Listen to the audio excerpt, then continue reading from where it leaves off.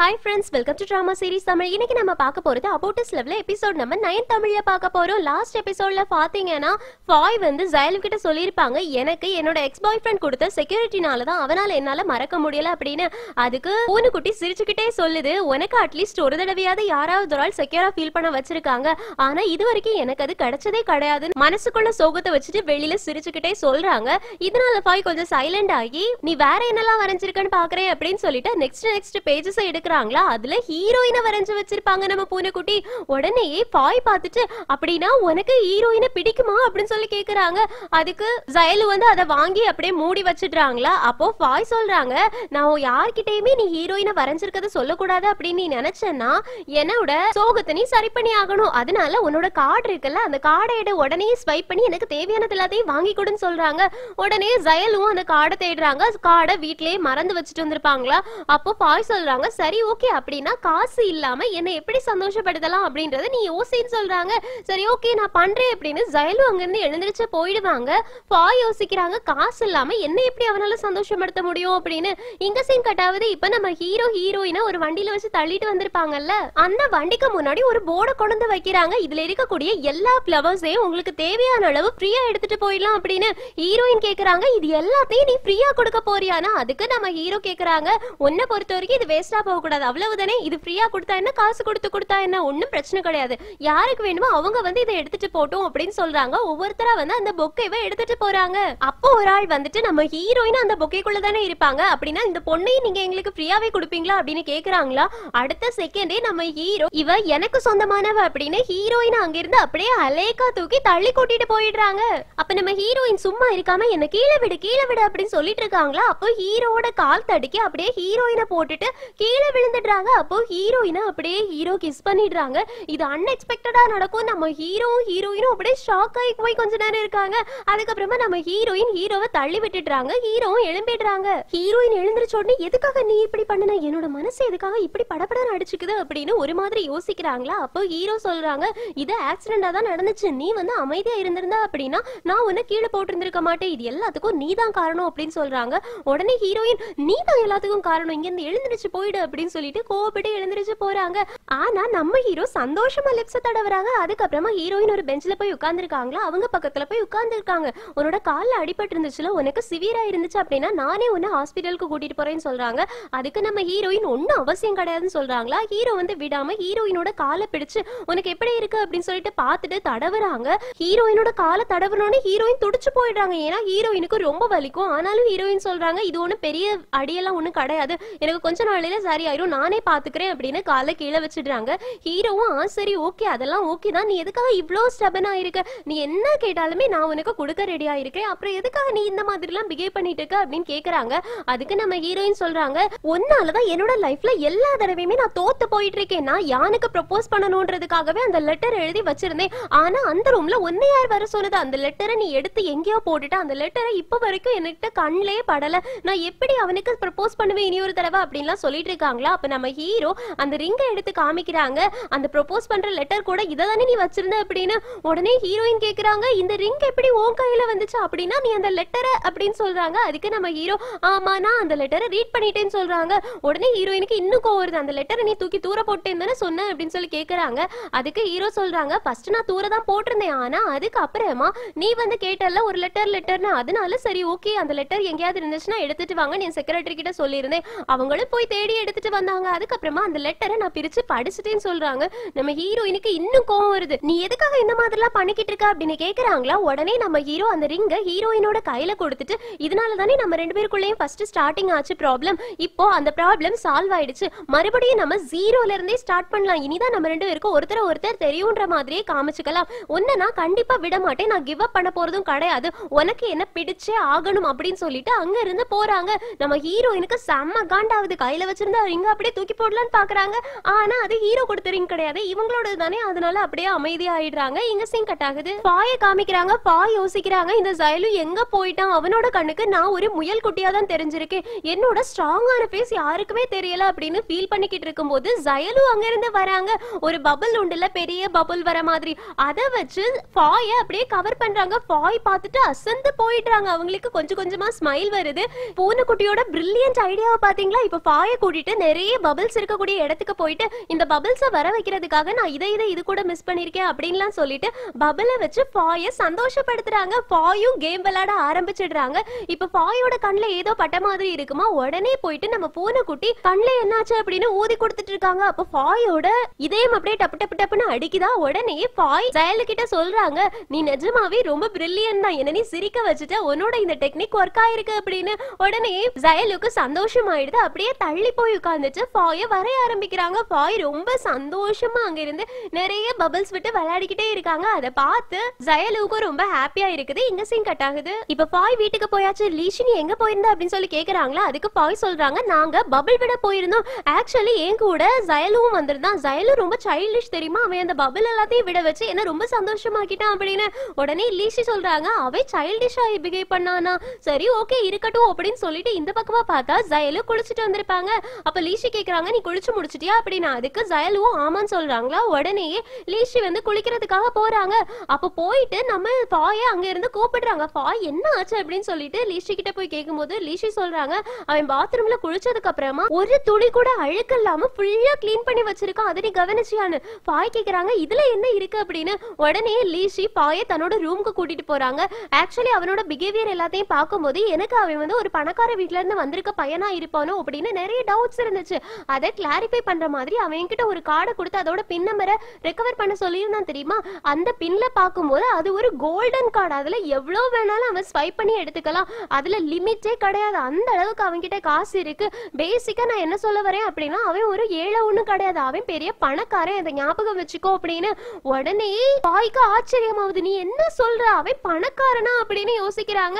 அப்படியே தலையே சுத்தின மாதிரி இருக்குது. தன்னோட ரூமுக்குள்ள ஓடி போயிடுறாங்க. லீஷி பின்னாடியே போயிட்டு இருக்காங்களா. அப்ப நம்ம ஹீரோயின் வந்துட்டாங்க. இங்க என்ன நடக்குது, ஃபாய் எதுக்காக தலையில கை வச்சுட்டு ரூமுக்கு போயிருக்கா அப்படின்னு சொல்லி கேக்குறாங்க. அதுக்கு லீஷி சொல்றாங்க, இல்ல சும்மா தான், அவளுக்கு ஏதோ லூஸ் அப்படின்னு சொல்லிட்டு சும்மா அப்படியே மழுப்பி விட்டுடுறாங்க. இப்பதான் ஹீரோயின் தன்னோட வாலெட் தொலைஞ்சதையே ரியலைஸ் பண்றாங்க. அதனால வீடு முழுக்க போய் தேடுறாங்க. ஆனா அதுக்கப்புறமா தான் அவங்களுக்கு ஞாபகம் வருது, அந்த ஃப்ளவர் இருக்கக்கூடிய இடத்துல விழுந்தாங்கல்ல, அப்போ தன்னோட வாலெட் கீழே விழுந்தது ஞாபகம் வருது. ஐயோ என்னோட வாலெட் போச்சு, இந்த ஒரு மாசத்துக்கு அப்புறம் எதை வச்சு சமாளிப்பேன், காசுக்கு நான் எங்க போவேன் அப்படின்னு யோசிக்கிறாங்க. கடவுளே போதும், இதுக்கு மேல எனக்கு எந்த கஷ்டத்தையும் தராதீங்க, என்னால தாங்கிக்க முடியல அப்படின்னு புலம்புறாங்க. எங்க கட் பண்ணா அடுத்த நாள் காலையில காலேஜ்ல நம்ம ஹீரோயின் மட்டும் வெஜிடபிள்ஸா சாப்பிட்டுட்டு இருக்காங்க. வேற எல்லாரும் நான்வெஜ் சாப்பிட்டுட்டு இருக்காங்களா. அப்போ ஹீரோயினோட ஃப்ரெண்ட்ஸ் எல்லாரும் கேக்குறாங்க, நீ எதுக்காக வெஜிடபிள் சாப்பிட்டுட்டு இருக்க, நார்மலான மீல் வாங்கி சாப்பிட வேண்டியதானே அப்படின்னு. அதுக்கு ஹீரோயின் சொல்றாங்க, இல்ல நான் டயட்ல இருக்கேன், அதனால எனக்கு இவ்வளவு போதும் அப்படின்னு போய் சொல்ல ஆரம்பிச்சிடுறாங்க. ஏன்னா வாலெட் தெரிஞ்சது ஃப்ரெண்ட்ஸுக்கு தெரிஞ்சது அப்படின்னா கண்டிப்பா அவங்க நம்ம ஹீரோயினுக்கு ஹெல்ப் பண்ணுவாங்க. ஆனா நம்ம ஹீரோயின் அவங்க எல்லாரையும் கஷ்டப்படுத்த வேண்டாம் அப்படின்னு நினைக்கிறாங்க. இப்ப பூனைக்குட்டியும் அதே கேண்டீனுக்கு தான் வந்திருப்பாங்க. பூனைக்குட்டியை பார்த்தோன்னே பாய் வந்து, ஏய் இந்த பக்கம் நாங்க இங்க இருக்கோம் அப்படின்னு சொல்லிட்டு பூனைக்குட்டியை கூப்பிடுறாங்க. அதனால பூனைக்குட்டியும் இவங்க பக்கத்துல வந்து உட்கார்ந்து சாப்பிடுறாங்க. அப்போ பாய்க்கு வந்து பூனைக்குட்டி பணக்காரன் அப்படின்னு தெரிஞ்சதுனால அவங்கள நல்லா பாத்துக்கணும் அப்படின்றதுக்காக தான் ஆர்டர் பண்ணியிருந்த எல்லா நான்வெஜ்ஜையும் பூனைக்குட்டிக்கு கொடுத்து சாப்பிட சொல்றாங்க. பூனைக்குட்டியும் சாப்பிட்டுட்டு இருக்காங்க. இப்போ லீஷிக்கு யான் வந்து வேற ஒரு நேம்ல நிறைய பசில்ஸ் அனுப்பிட்டு இருப்பாங்க. அது எல்லாத்தையுமே யான் தான் அனுப்புறாங்கன்னு தெரியாமலேயே லீஷி வந்து சால்வ் பண்ண ஆரம்பிச்சிருப்பாங்க. இப்படியே ரெண்டு பேரும் சாட் பண்ணவும் ஆரம்பிச்சிருப்பாங்க. ரொம்ப கஷ்டமான ஒரு கொஸ்டினை கண்டிப்பா லீஷிக்கு நான் கொடுத்தே ஆகணும் அப்படின்னு யான் நிறைய கொஸ்டின்ஸ் ரிசர்ச் பண்ண ஆரம்பிக்கிறாங்க. இங்க கட் பண்ணா நம்ம ஹீரோயின் மறுபடியும் பார் வேலைக்கு போயாச்சு. அங்க நிறைய பேர் வந்து கேக் எல்லாம் சாப்பிட்டுட்டு அப்படியே மிச்சம் வச்சிருப்பாங்களா. நம்ம ஹீரோயினோட வாலெட் தொலைஞ்சதுனால அவங்களால சாப்பிட்டு இருந்திருக்கவே முடியாது நிறைய. அதனால அது எல்லாத்தையும் பார்த்தோன்னே சாப்பிடணும்னு ஆசை வந்துடும். அதுல ஒரு கேக் பீஸை எடுத்து சாப்பிடலாம்னு போவாங்க. அதுக்குள்ள மேனேஜர் வந்து நம்ம ஹீரோயின் கிட்ட, நீங்க என்ன பண்ணிக்கிட்டு இருக்க, இது எல்லாத்தையுமே நான் கிளீன் பண்ண சொன்னேன்ல அப்படி சொல்லி கேக்குறாங்களா. நம்ம ஹீரோயினும் உடனே அடிச்சு பரண்டு வெளியில போயிட்டு, உடனே நான் இது எல்லாத்தையுமே கிளீன் பண்றேன் சாரி அப்படின்னு சொல்லிட்டு எல்லாத்தையும் கிளீன் பண்ண போயிடுறாங்க. அதுக்கப்புறமா நம்ம ஹீரோ கிட்ட அந்த மேனேஜர் போய் சொல்றாங்க, அந்த ரூமை சீக்கிரமா நாங்க கிளீன் பண்ணிடுவோம், அதுக்கப்புறமா நீங்க அங்க போய் வெயிட் பண்ணலாம் அப்படின்னு சொல்றாங்க. அதுக்கு நம்ம ஹீரோ சொல்றாங்க, ஒன்னும் பிரச்சனை கிடையாது, நான் இங்கே வெயிட் பண்றேன், நான் ஒரு இன்ட்ரெஸ்டிங்கான ஒரு விஷயத்தை இங்க பார்த்தேன், அதனால நான் இங்கே வெயிட் பண்றதுக்கு ரெடியா இருக்கேன் அப்படின்னு நம்மகிட்ட ஸ்மைல் பண்றாங்க. ஆக்சுவலி நம்ம ஹீரோயின் புலம்பி இருப்பாங்கல்ல, எனக்கு இந்த மாசம் எப்படி சாப்பிடுறதுனே தெரியல, என்னோட வாலெட் தொலைஞ்சு போச்சு அப்படின்லாம், இது எல்லாத்தையுமே நம்ம ஹீரோ கேட்டு இருந்திருப்பாங்க. ஏன்னா பக்கத்து ரூம்ல தான் நம்ம ஹீரோ இருந்திருப்பாங்க. இங்க சீன் கட் ஆகுது. அடுத்த நாள் காலையில மறுபடியும் ஹீரோயினோட வீட்டுக்கு நிறைய பார்சல் ஹீரோயினோட நேமுக்கு வருது. பாய் கேக்குறாங்க, மறுபடியும் யாரும் எனக்கு கிஃப்ட் அனுப்பி வச்சிருக்கா அப்படின்னு. அதுக்கு ஹீரோயின் சொல்றாங்க, வேற யாரா இருக்கும், இந்த ஹீரோவா தான் இருக்கும், அவனை நான் சும்மா விட மாட்டேன் அப்படின்னு சபதம் எடுக்கிறாங்க. அப்ப பூனைக்குட்டி மெதுவா கர்ட்டனை ஓபன் பண்ணி ஹீரோயினை பாக்குறாங்க. இங்க கட் பண்ணா நெக்லஸ் டிசைன் எல்லாருமே நம்ம ஹீரோவோட கைக்கு போயாச்சு. ஹீரோ அந்த எல்லா டிசைன்ஸையுமே பார்த்துட்டு எதுக்காக ஜயரானோட டிசைன்ஸ் எல்லாருக்கும் பிடிச்சிருக்கு அப்படின்றது எனக்கு இப்பதான் தெரியுது. இவன் இவ்வளவு அழகா டிஃப்ரெண்டான ஒரு மெட்டீரியல் யூஸ் பண்ண சொல்லியிருக்கான். அது மட்டும் இல்லாம இவனோட டிசைன்ஸ் எல்லாருமே யூனிக்கா இருக்குது. அதனாலதான் எல்லாருக்கும் இவனோட பிடிச்சிருக்கு. சரி ஓகே, இதுல இருக்க எல்லா டிசைன்ஸும் எனக்கும் பிடிச்சிருக்கு, அதனால இது எல்லாத்தையுமே ஒரிஜினலா பண்ண கொடுத்துருங்க அப்படின்னு அசிஸ்டன்ட் கிட்ட கொடுத்து அனுப்புறாங்க. அசிஸ்டன்ட் அதை வாங்கிட்டு போறாங்க. இப்ப நம்ம ஹீரோவுக்கு ஒரு கால் வருது. யார் கால் பண்ணிருப்பாங்க? நம்ம ஹீரோயின் தான் கால் பண்றாங்க. நீ எதுக்காக என்ன டார்ச்சர் பண்றதை நிறுத்தவே மாட்டேங்கிற, ஃபர்ஸ்ட் நீ எனக்கு அனுப்பின எல்லா கிஃப்ட்ஸையும் ரிட்டர்ன் எடுத்துட்டு போ அப்படின்னு சொல்றாங்க.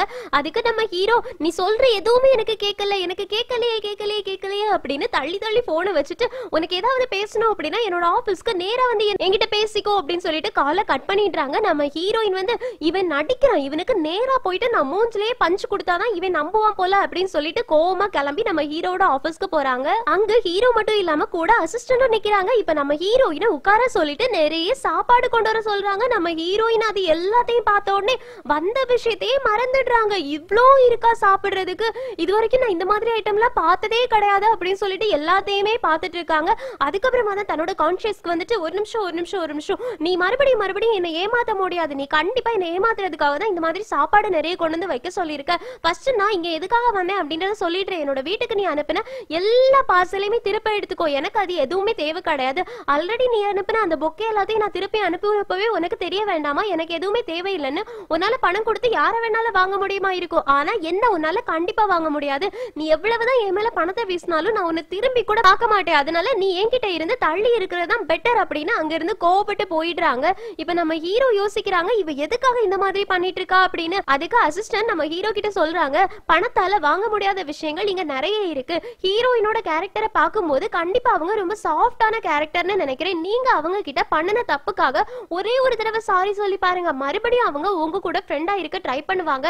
கண்டிப்பா அவங்களால உங்களை ஃப்ரெண்டா ஏத்துக்க முடியாது அப்படின்னு சொல்லவே முடியாது, ஏன்னா அவங்க அவ்வளவு சாஃப்டான கேரக்டர் அப்படின்னு சொல்றாங்களா. அதுக்கு நம்ம ஹீரோ, இல்ல என்னால முடியாது, நான் யார்கிட்டயுமே சாரி கேட்க மாட்டேன்னு சொல்றாங்க. அசிஸ்டன்ட் வந்து அப்போ ஒண்ணு பண்ண முடியாது அப்படின்ற மாதிரி இருக்கிறாங்க.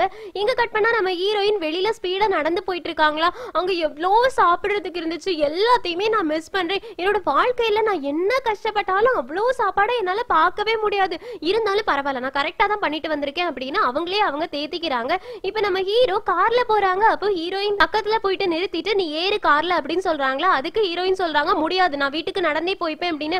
அதுக்கு ஹீரோ சொல்றாங்க, உன்னால நடந்து எப்படி போக முடியும், உன்கிட்ட வாலெட் கிடையாது, உன்கிட்ட காசு இருக்கா பஸ்ல போறதுக்குன்னு. அதுக்கு ஹீரோயின் சொல்றாங்க, பரவாயில்ல, நான் எப்படியாவது போயிடுவேன், நடந்து போவேனோ ஓடி போவேனோ, ஆனா உன் கார்ல மட்டும் வரமாட்டேன்னு சொல்றாங்களா. அதுக்கு நம்ம ஹீரோ சாரி அப்படின்னு சொல்றாங்க. ஹீரோயின் கேக்குறாங்க, நீ என்ன சொன்ன, நிஜமாவே என்னோட காதுல தப்பா விழுந்துருச்சா என்ன அப்படின்னு. அதுக்கு நம்ம ஹீரோ சொல்றாங்க, ஆமா நான் உன்கிட்ட சாரி தான் சொன்னேன், ப்ளீஸ் என்ன மன்னிச்சுட்டு வந்து இப்ப கார்ல ஏறுன்னு சொல்றாங்க. அடுத்த செகண்டே நம்ம ஹீரோ ஹீரோயினை மன்னிச்சுட்டு கார்ல ஏறிடுறாங்க.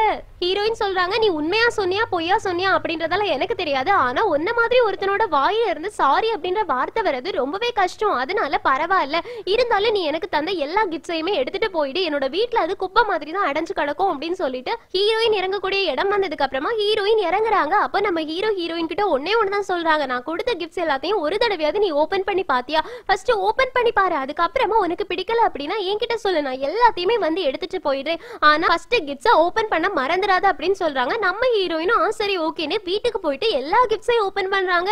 எல்லாத்துலயுமே சாப்பிடுற ஐட்டம் தான் இருக்கும், எதுவுமே பொருட்களா இருக்காது. நம்ம ஹீரோயினுக்கு ஹாப்பி ஆயிரும், ஏன்னா ஒரு மாசத்துக்கு தேவையான சாப்பிடுற ஐட்டம் நிறைய இருக்குமா. நம்ம ஹீரோயின்ட்ட வேற பர்ஸ் தொலைஞ்சதுனால நம்ம ஹீரோயினுக்கு சாப்பிடுறதுக்கு காசே இருக்காது. இப்போ ஹீரோ அனுப்பின எல்லா சாப்பாடும் இருக்கிறதுனால ஹீரோயின் ஒரு மாசத்துக்கு சந்தோஷமா சாப்பிடலாம், அதனால ஹீரோயின் ஹாப்பி ஆயிடுறாங்க. ஆக்சுவலி நம்ம ஹீரோயின் பார்ல புலம்பி இருந்திருப்பாங்கல்ல, இந்த ஒரு மாசத்துக்கு நான் என்ன பண்றது அப்படின்னு தெரியலன்னு, அதை நம்ம ஹீரோ கேட்டதுனாலதான் ஹீரோயினுக்கு இந்த கிஃப்ட்ஸ் அனுப்பி வச்சிருந்திருப்பாங்க. இப்ப நம்ம ஹீரோயின் சந்தோஷமா ஹீரோவுக்கு கால் பண்ணி தேங்க்ஸ் சொல்றாங்க. நீ வேற ஏதாவது அனுப்பியிருந்தா அப்படின்னா கண்டிப்பா நான் உனக்கு திருப்பி அனுப்பியிருப்பேன், ஆனா நீ அனுப்பினது சாப்பாடை யாராவது வேண்டான்னு சொல்லுவாங்களா, அதனால நானே வச்சுக்கிறேன் அப்படின்னு சந்தோஷப்பட்டு சொல்றாங்க. அப்போ ஹீரோ சொல்றாங்க, சொன்னேன்ல நீ ஓபன் பண்ணி பார்க்காம கிஃப்ட்ஸ் வேண்டான்னு சொல்லக்கூடாதுன்னு, இப்ப நம்ம ரெண்டு பேரும் ஃப்ரெண்ட்ஸா இருக்கலாமா அப்படின்னு கேக்குறாங்க. அதுக்கு நம்ம ஹீரோயின், இல்ல அதெல்லாம் முடியாது, நான் ஃபர்ஸ்ட் அதுக்கு யோசிக்கணும் அப்படின்னு காலை கட் பண்ணிடுறாங்க. இப்போ ஹீரோயின் டின்னர் எல்லார் கூட சேர்ந்து உட்கார்ந்து நல்லா சாப்பிடுறாங்க. அப்போ ஃபாயும் லீஷியும் நம்ம ஹீரோயின் கிட்ட கேக்குறாங்க, நீ டயட்ல இருக்கேன்னு தானே சொன்ன, இப்போ எதுக்காக இவ்ளோ சாப்பிடுற அப்படின்னு. அதுக்கு ஹீரோயின் சொல்றாங்க, நான் டயட்ல தான் இருந்தேன், ஆனா அதுக்கு மேல என்னால முடியல, இனி என்னால டயட்ல இருக்க முடியாது, அதனாலதான் நான் நிறைய சாப்பிடுறேன் அப்படின்னு சொல்றாங்களா. அப்ப லீஷி சொல்றாங்க, நீயும் ஜயலும் இருக்கீங்களே, ரெண்டு பேருமே ஒரே மாதிரி தான் இருக்கீங்க, ஒரு நேரம் நிறைய சாப்பிடுறீங்க, ஒரு நேரம் பேரும் பசிக்கவே இல்லாத மாதிரி பண்ணிட்டு இருக்கீங்க, உங்க 2 பேரையும் புரிஞ்சுக்கிறது ரொம்ப கஷ்டம் அப்படின்னு சொல்றாங்க. அப்ப நம்ம ஹீரோயின் ஜயலு கிட்ட நீ அவங்க சொல்ற எதையுமே கேட்காத, நீ நல்லா சாப்பிடு ஜயலு அப்படின்னு சொல்லிட்டு பூனைக்குட்டியை சாப்பிட வைக்கிறாங்க. இப்போ பேசிட்டு இருக்கும் போதே ஜயலு வந்து லிவிங் ரூம்ல எல்லாம் தங்கிக்கிட்டு இருக்காங்க ஒரு கட்டன் போட்டு. அதனால எல்லாரும் கேக்குறாங்க உனக்கு அது கம்ஃபர்டபிளா இருக்கா அப்படின்னு. அதுக்கு ஜயலு சொல்றாங்க எனக்கு படுக்கிறதுக்கு ஒரு இடம் இருந்தாலே போதும், அதனால எனக்கு எந்த பிரச்சனையும் இல்ல அப்படின்னு. அதுக்கு உடனே ஃபாய் சொல்றாங்க இல்ல இல்ல முடியாது, நீ வந்து கண்டிப்பா கொசுக்கடியில இருந்து ரொம்பவே கஷ்டப்பட்டிருப்ப, உன்னால சரியாவே தூங்கி இருக்க முடியாது, இன்னையில இருந்து நான் லிவிங் ரூம்ல தூங்குறேன், நீ என்னோட பெட்ரூம்ல போய் தூங்கு, அங்க ஏர் கண்டிஷனர்லாம் இருக்கு, அதனால ஒரு பிரச்சனையுமே உனக்கு இருக்காது, நீ அங்க போய்க்கோ அப்படின்னு சொல்றாங்க. உடனே லீஷியும் ஹீரோயினும் அப்படியே ஃபாய பாக்குறாங்க, எப்போ இருந்து ஃபாய் இப்படி மாறினா அப்படின்னு. ஏன்னா லீஷிக்கு தெரியும் எதுக்காக இது நடக்குது அப்படின்னு. ஏன்னா ஜயலு வந்து பணக்காரன் அப்படின்னு தெரிஞ்சதுனாலதான் ஃபாய் இந்த மாதிரி எல்லாம் பண்ணிட்டு இருக்காங்கன்னு லீஷி நம்புறாங்க. ஆனா ஹீரோயினுக்கு மட்டும் தெரியாது எதுக்காக ஃபாய் இந்த மாதிரி பண்ணிட்டு இருக்காங்க அப்படின்னு. ஜயலுவுக்கும் புரியாது. இப்போ ஃபாய் சொன்ன மாதிரியே நைட்டு எல்லா திங்ஸையும் எடுத்துட்டு வந்துட்டு ஜயலுவோட பெட்ல படுத்துக்கிறாங்க. ஒன்னு நான் என்னோட ரூமுக்கு தானே போக சொன்னேன், நீ என்னோட ரூம்ல போயிட்டு சந்தோஷமா ஹாப்பியா தூங்க பாய் அப்படின்னு சொல்லிட்டு ஜயலுவை தன்னோட ரூமுக்கு அனுப்பி வைக்கிறாங்க. ஜயலு ஒண்ணுமே புரியாம ரூம்குள்ள போறாங்க. இப்போ ஃபாய் நினைக்கிறாங்க இவன் ரொம்ப பணக்காரன், இவன மாதிரி ஒருத்தன் நம்மளோட வீட்ல இருந்தா அப்படின்னா நமக்கு நல்லதானே அப்படின்னு சொல்லிட்டு கண்டிப்பா ஒரு நாள் நான் இவன் கிட்ட நல்ல ஃப்ரெண்டா இருப்பேன் அப்படின்னு சொல்லிட்டு படுத்து தூங்க போயிடுறாங்க. இந்த கொசுக்கடி எல்லாம் பரவாயில்ல அப்படின்னு நினைக்கிறாங்க. இங்க சீன் கட் ஆகுது. அடுத்த நாள் காலையில ஹீரோயின் அவசரமா கிளம்பி காலேஜுக்கு போகலான்னு வெளியில போறாங்களா. அப்போ ஹீரோ சைக்கிள்ல நின்னுட்டு இருக்காங்க. ஹீரோயின் கேக்குறாங்க என்னோட வீட்டு முன்னாடி நீ என்ன பண்ணிட்டு இருக்கன்னு. அதுக்கு ஹீரோ சொல்றாங்க உனக்கு பணக்காரனதானே பிடிக்காது, ஆனா நான் பணத்தை எதுவுமே காட்டாம நான் சைக்கிள்ல வந்திருக்கேன், ஒன்னு டிரா பண்றதுக்காக தான் வந்திருக்கேன், ஏறு அப்படின்னு. ஹீரோயின் டைமை பாக்குறாங்க, டைம் ஜாஸ்தியா இருக்குமா அதனால லேட் ஆயிரும் அப்படின்றதுக்காகவே ஹீரோட சைக்கிள்ல ஏறிடுறாங்க. இப்போ ஹீரோ சைக்கிள் ஓட்டுறாங்க. ஆனா ஆமா வேகத்துல போறாங்க. நம்ம ஹீரோயின் கேக்குறாங்க இப்படி நீ போன அப்படின்னா இதுக்கு நான் நடந்தே போயிடலாமே, காலேஜ்க்கு கண்டிப்பா நான் லேட்டா தான் போய் சேர போறேன்னு. அதுக்கு ஹீரோ சொல்றாங்க சைக்கிள்ல போகும்போது மெதுவா தான் போகணும், இல்லனா எதுக்காக எல்லாரும் சைக்கிள்ல போறாங்க அப்படின்னு கேக்குறாங்களா.